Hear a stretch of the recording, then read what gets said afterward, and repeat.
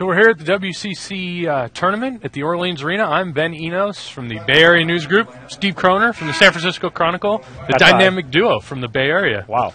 Hey, I want to keep things light, in Absolutely. the arena. So we've seen a lot of tournament action so far. What struck you from the women's side? Lauren Bell today, 30 points in a losing effort against St. Mary's. She was fantastic. That was the first thing that comes to my mind. San Bruno native, Lauren Bell, and she's she was almost enough to take down St. Mary's. St. Mary's scrapped, though, I thought. St. Mary's is I wouldn't say underrated because they did have a fairly good season, but they have a lot of scorers that people don't know about just because they score in a balanced fashion. So that's what they did today. Yeah, Malden had 17, and then a number of people, I think, had 10. 3 players, so right. And it was a game where the last 25 minutes, nobody led by more than 4 points. So I think that's the definition of a tight game, isn't it, Ben? I would think so. Well, the Gales have the biggest mountain to climb tomorrow, Gonzaga, number one. And we asked Coach Thomas after the game, and he said, we still respect them, even though we beat them in Spokane this year.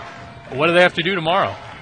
I think I would echo something he said at the end of his speech was, thank God there's no Courtney Vandersloot for Gonzaga. Courtney Vandersloot was so much better than most everybody else on the court the last 3 years that really the other teams in the WCC really didn't have much of a chance. I think St. Mary's has a shot.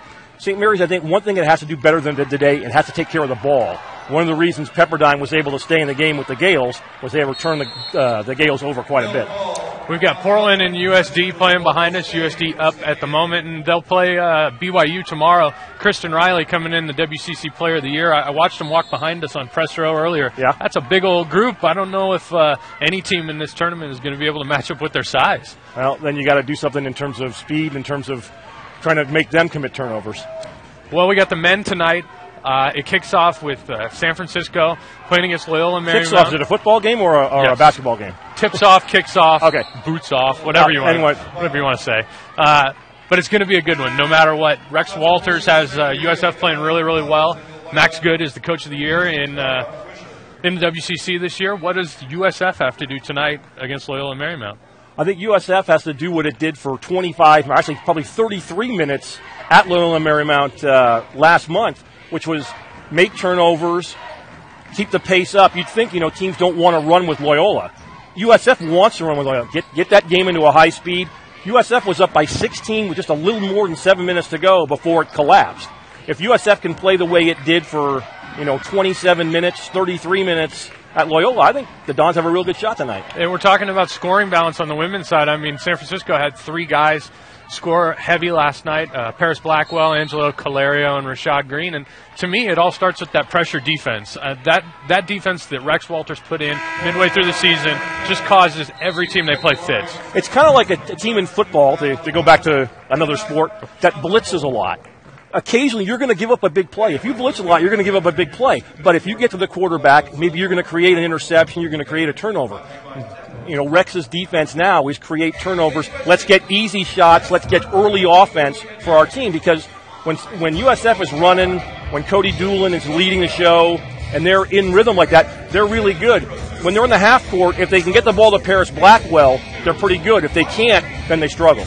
Loyola Marymount is going to come down to the 2 guys it's come down to all year, Anthony Ireland and Drew Viney. I mean, Viney had an off night last week when they played USD, only scored 5 points, and San Diego got the win. But I just think it's so tough to stop a guy like Ireland running the point. He's going to be key. If he can score tonight, Loyola will be fine. Well, that's again where I think where USF's defense really has to create turnovers and get early offense for the Dons, because if you let Loyola run its offense, not only is Ireland and Viney can shoot, but they've got 3 or 4 other guys, Dubois. They're really effective in the half court if you let them run their stuff. So the night game, BYU takes on San Diego, and last night we both sat in this gym and said, Johnny D for president, 30 points. Can BYU stop the freshman guard from San Diego? No, wait a second, back up 1 second. I know a lot of candidates right now, mainly on the Republican side. Johnny D is running for president? Johnny D, I'm putting him in the hopper right now. He might be a little young, but the way he scored, he'd be very popular, at least in San Diego. I think so. Anyway, I think, to be honest, San Diego needs something like that tonight to beat BYU. That's one game where really there is a favorite. BYU is clearly the favorite in that game. if San Diego doesn't get an outsized performance by probably D, I think it's going to be awfully tough for the Toreros to win that game. Big question tonight is if Noah Hartsock can be effective. He's going to play, they say. Been battling an injury the last couple weeks. We'll see how effective he is, but I'm looking for a good game out of Matt Carlino tonight. This is a big stage. He's played well, really, really well in spurts this year. I bet he's sitting on a good effort tonight. It'll be fun to watch him and D. I don't know that they necessarily guard each other, but just to see those two guys, probably the two best freshman guards in the conference, go at each other, that should be fun. So tomorrow, the BYU Portland winner will play Gonzaga tomorrow, and St. Mary's, the number 1 seed and WCC champion, gets USF or Loyola Marymount. Do you see any of the teams tonight getting a win tomorrow? Absolutely. I certainly think BYU can beat Gonzaga. It has done so this year. It did it at BYU. LMU won in Moraga less than a month ago, and USF gave St. Mary's all it could handle last Saturday night. The Dons were down by 3 with less than a minute to go before they lost. So, yeah, it's certainly not out of the question for both St. Mary's and Gonzaga to lose tomorrow night. They're the favorites. They should win, but it would be by no means any large upset for them to lose. Oh, I absolutely agree. The one question that you and I have both discussed a lot is around St. Mary's. Movies? Yeah, movies. We talk about movies a lot. If St. Mary's movie is coming to an apex here in the next couple of weeks, does St. Mary's have to win tomorrow to get into the NCAA tournament? I think the word I'd use, the word I hear a lot from people is no. I think St. Mary's is already in.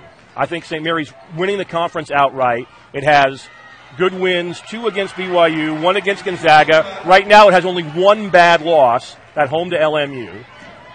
To lose on a neutral court to probably, to LMU or USF, that's certainly not a great loss, but it's not a terrible loss. With an RPI of 32 coming into this week, I think St. Mary's is in, and I think Gonzaga is in. I'm not quite as certain about BYU. Hey, it's been a fantastic year for the WCC. It's going to be a fantastic next couple of nights, and hey, I would not be surprised to see BYU, Loyola, Portland, or San Francisco atop the podium in a couple days. So I still think it's anybody's ball game, except for Portland. Portland, okay, yes. The Pilots are going all the way. Steve Kroner said it here first.